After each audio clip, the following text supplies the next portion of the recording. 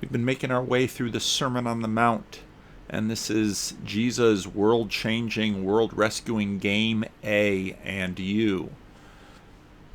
Now, this is a diagram of the Sermon on the Mount on one side, and then a list of some of the subjects on the other.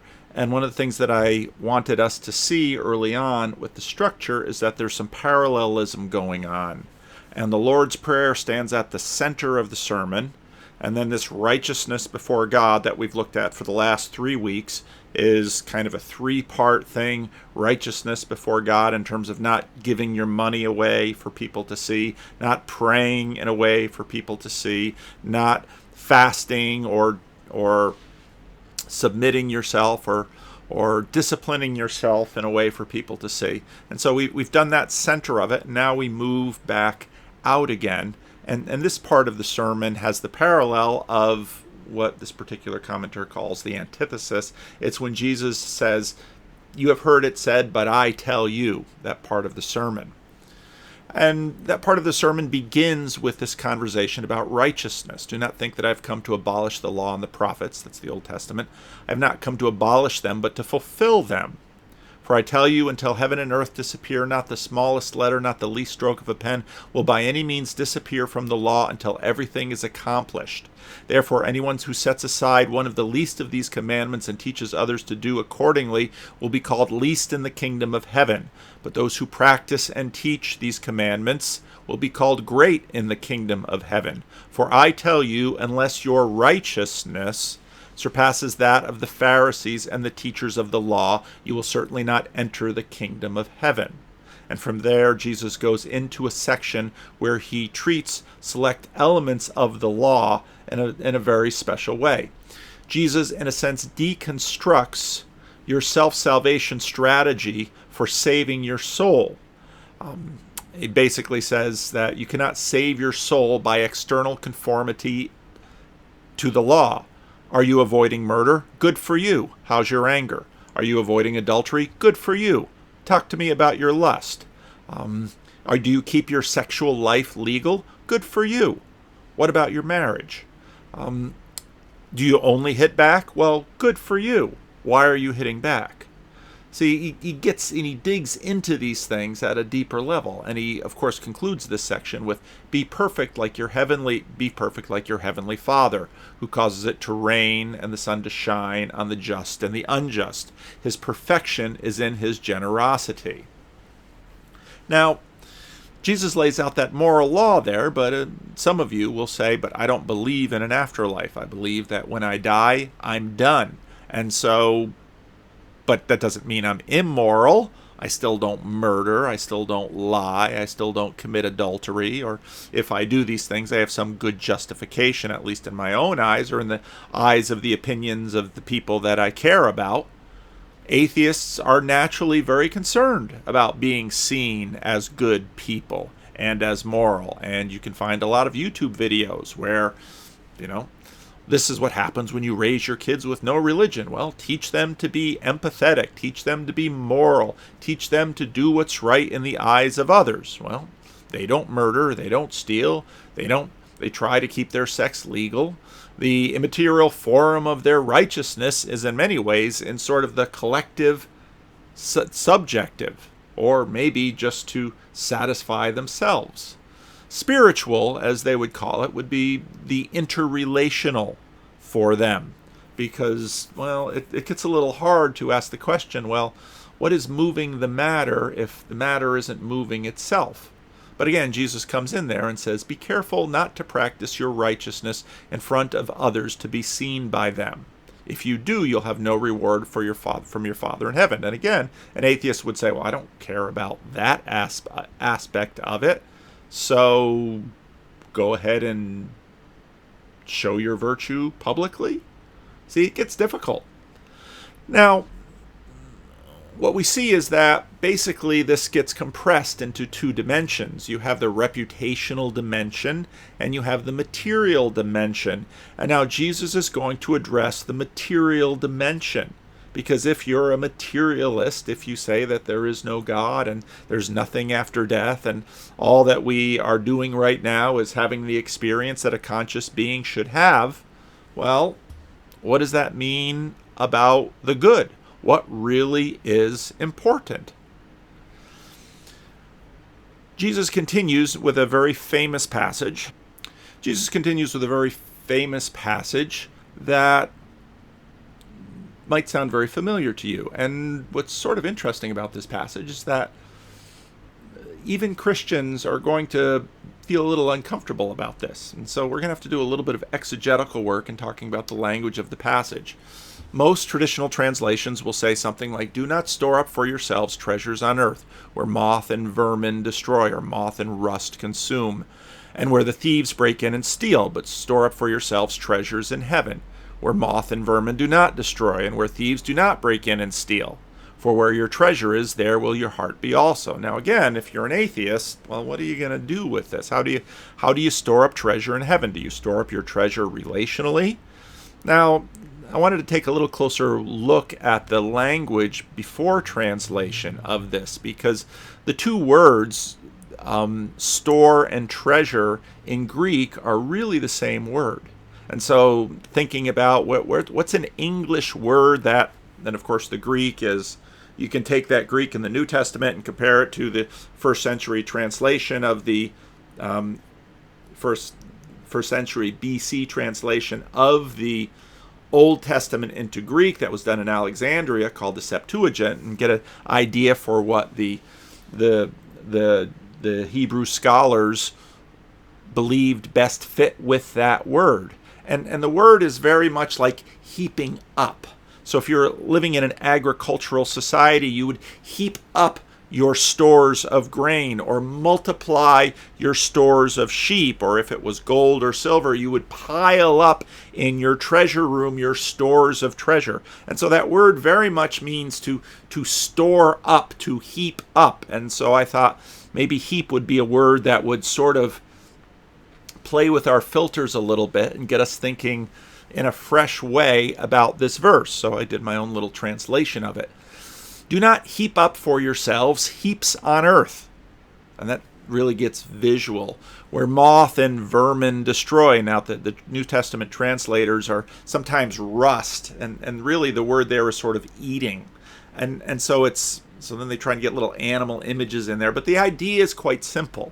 If you had a pile of grain, well, the vermin would get in and eat the grain. If you had a pile of clothing was a very big indicator of wealth in the ancient world. Well, moths would come and eat the clothing. And so your heaps of clothing or grain or whatever it is you value, and whatever it is you sort of put your trust in terms of holding value in this world, Jesus says, don't store it up here on earth, because it gets eaten away. But heap up for yourselves heaps in heaven. And then you think, what would I heap up in heaven? "Where moths and vermin do not destroy, and where thieves do not break in and steal. For where your heaps are, there your heart will be also." And again, the reason I use heaps is because you sort of have this picture of working all the time in the field to bring in this grain, working all the time in the market to buy this fancy clothing, to accumulate this gold. And so where your heap is, now we're using a location image here, where your heap is, that's what you think about. How's my 401k doing? The next passage is again a little bit of a difficult passage, and partly because the theory about how eyesight worked in the ancient world was a little different from us. The eye is the lamp of the body, and now that sounds strange in English, but it made perfect sense to the original listeners, because the idea was sort of like the eyes are the lamps of the body in the way that your headlamps or your headlights are the lamps of the car. Okay? And you see this with someone who has bright eyes, or their eyes were shining. I mean, these are very common ways of understanding eyes. But then, because this is different for us, a lot of translators try to mess around with the translation to make it intelligible in English. But I did a little translation that will sort of keep the words there, even though they're difficult for us to understand. Therefore, if your eye is single or simple, and if you look at some old translations, you'll find those words used, your whole body will be full of light. But if your eye is evil, your whole body will be dark. Therefore, if the light in you is darkness, how great is the darkness? And again, this is a very confusing passage for many. And to the best that I can find, and if you look at a whole bunch of commentaries, you'll see a whole bunch of Bible scholars with all different takes on this passage, but I'll give you my take, that the question is whether your insides and your outsides will be the same. The Old Testament places, and the New Testament places, a great deal of criticism on duplicity. That would be the opposite of what we would call integrity. And there could be in this passage a sense that if inside you are good, you will see the good out there. But if inside you are dark, well, everything is dark. And probably many of you have known that. There could be a connotation here, or maybe I'm just putting it on there here, of cynicism. And those who have I think in a sense, what we might say in English, those who cast a cynical eye, well, everything they see is darkness. And those who, perhaps in a Pollyannish way, are looking out with good intent, well, the world looks much better. But what's critical here is the capacity of the eye, it seems, to keep things open. Are you single-minded, or are you duplicitous and evil? And now we're leveraging this because of the passage before is fairly easy to understand, heaping up for yourself treasures in earth, and the passage that after is right along with the first one. And so it seems to be a question of a double face or a double heart or a single-minded life. Because in this world we're always torn between two things, heaven and earth often. So no one is able to serve two masters. Either he will hate the one and love the other, or he will be devoted to the one and despise the other. You are not able to serve God and then what happens, again, if you read an old translation, they'll use a loan word all the way from Aramaic, which was the common language that was spoken when Jesus was teaching.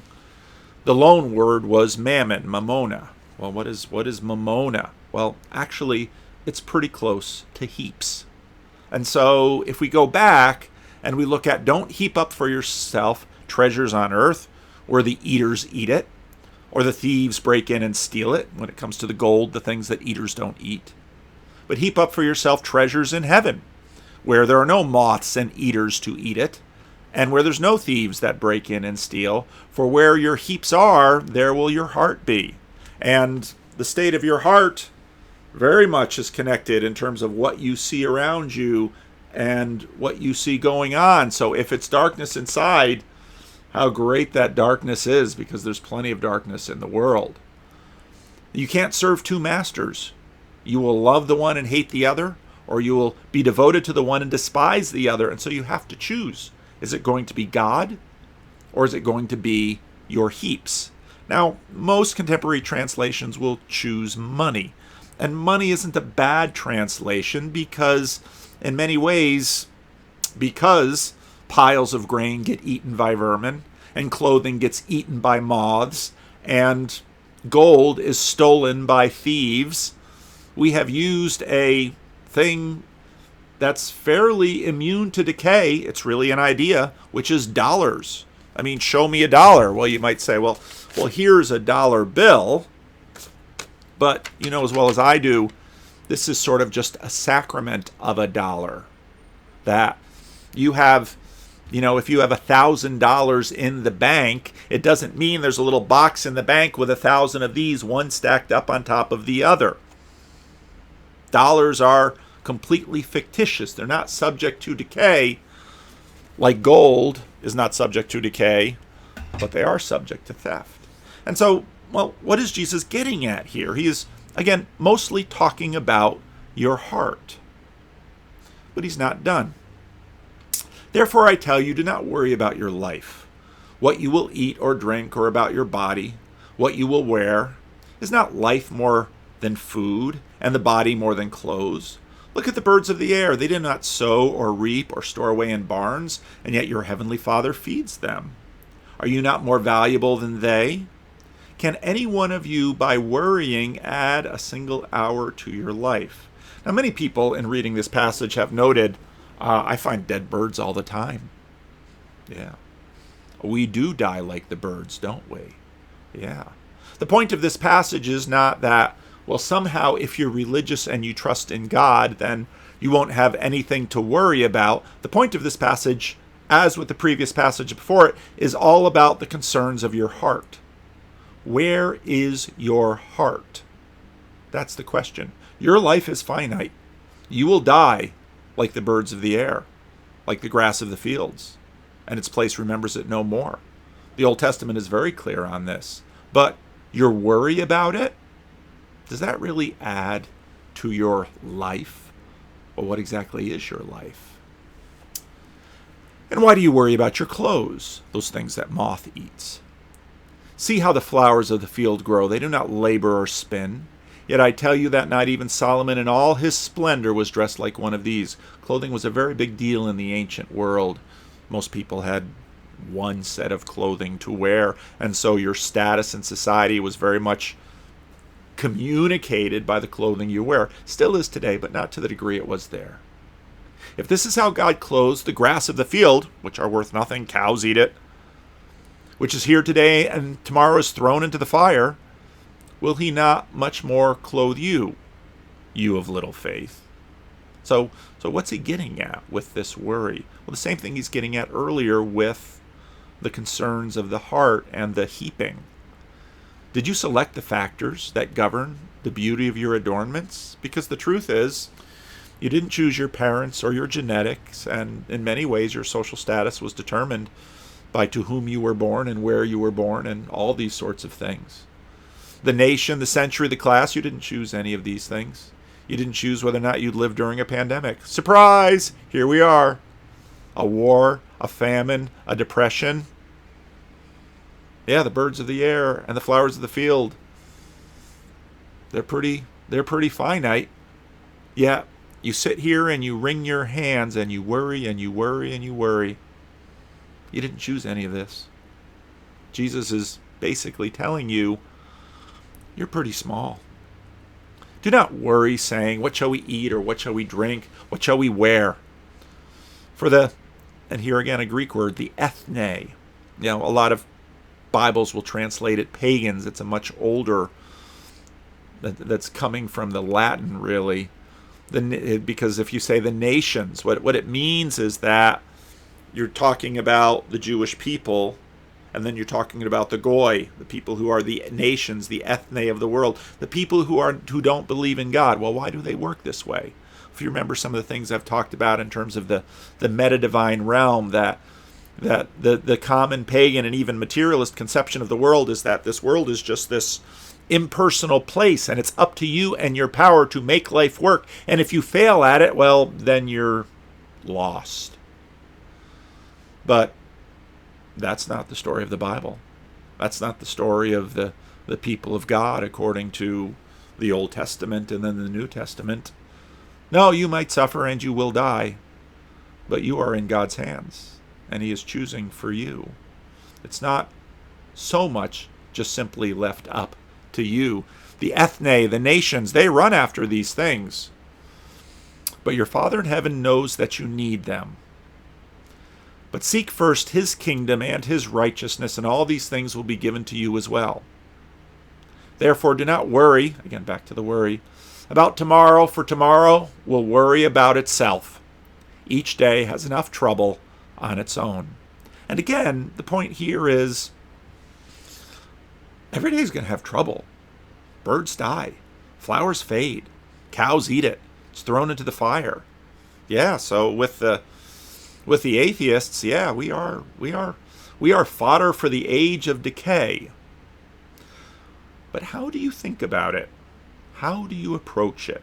How much heaping, now this heaping again is a very anxious heaping, how much anxious heaping will you do?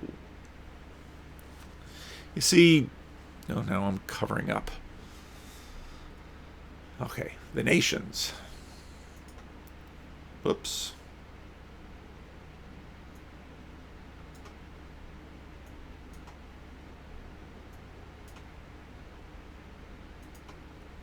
The nations seek their reputation and their lives. It's all up to them, so you'd better worry. Even they'll tell you it's probably not a good idea. You'll burn through your autonomic nervous system and die young, ironically. Worrying doesn't, in fact, add any days to your life. Worrying takes them away. And Jesus teaches, consider your reputation with God an audience of one. Don't worry about what you can't control. Live freely, trusting in your Father in heaven. Now you get the two sets of the parallels here in the sermon. Now, you might say, I'd love to tell you what you want to hear. That maybe it's all up to you because you trust yourself. Or maybe you don't trust yourself at all, and so it's all just up to God and you have nothing to do in life. Well, that's not true either. Jesus gives plenty of admonitions that somehow you're able to secure your own righteousness, your own moral standing with God and the community, that you're able to secure your physical welfare and your pleasure. That's natural, but it's a fantasy, and it's a fantasy that is borne out every time you see someone who, by virtue of how they were born or where they were born, simply have their entire life stacked against them. Maybe they're born with a birth defect and they die young. Maybe they're born at the bottom of a social heap and they never get to climb out. Maybe they were born at the wrong time and everything was against them. Maybe they just arrived at the flower of their youth and they got drafted into a war and they died a senseless death on some faraway beach. Yeah, the birds of the air fall one after another. The message here isn't, well, religion will make you wealthy and happy and satisfied. You're not in control of your moral quality near to the degree that you imagine.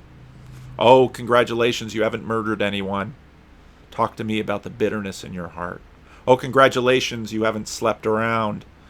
Talk to me about how you think about the others. Talk to me about your divorce, about your oath-taking, your yes be yes and your no be no, and the vengeance that you just nurse in your heart. Do you have that generosity that even we as a culture admire? So don't live your life heaping up. It's not the way life is supposed to work. Don't live your life heaping up because you can't plan your life. You have one master. God is good, so trust him. It doesn't mean you won't die young. Don't be anxious. Look at nature. Your Father in heaven knows what you need. So seek first his kingdom and his righteousness. Now, I would love to stop the sermon here because this is an easy place to stop, but the application of this gets hard, as many of you know. Is savings for retirement against Jesus' command? Can I realistically stop worrying? I'm anxious all the time, and now with COVID, it's all around me. Is money evil? What does it mean to seek his kingdom and his righteousness? Why are there two things and not one? Now, I can do a whole sermon series just on these things, but I'm not going to. So I'll give a little bit of wisdom. Why is Jesus talking about money in this way, or mammon, or heaping? Well, Jesus had a very interesting relationship with money. Clearly, he wasn't a wealthy man. He didn't own vast amounts of property, but he wasn't destitute either. He had at least a piece of clothing that the Roman soldiers saw fit to not divide up, so they cast lots for it. He relied on the generosity of wealthy people for his food and his lodging, although for the first 30 years of his life, it seems, he worked for his own to sustain himself. So the point here isn't money is bad, and the point here isn't be responsible with your money. Money seems almost incidental to Jesus. He understands its conceits, and he understands its importance. But it's the heaping up, it's the disposition of the heart that's seen in the heaping and the worrying that Jesus says to his disciples, don't do it. There's no life there. That's what the ethne, that's what the nations chase after, and it goes away. Jesus is most concerned with how it grips our hearts. Where your heap is, there is where your heart is. So first we should begin by understanding our smallness. So much of your life is chosen for you by others in the flow of history. You are responsible for what you do with the opportunities and the challenges. So go for it.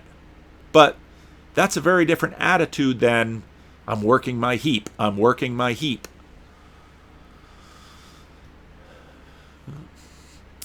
The eulogy virtues versus the resume virtues. And I've often found this. David Brooks introduced it to me in his book, The Road to Character.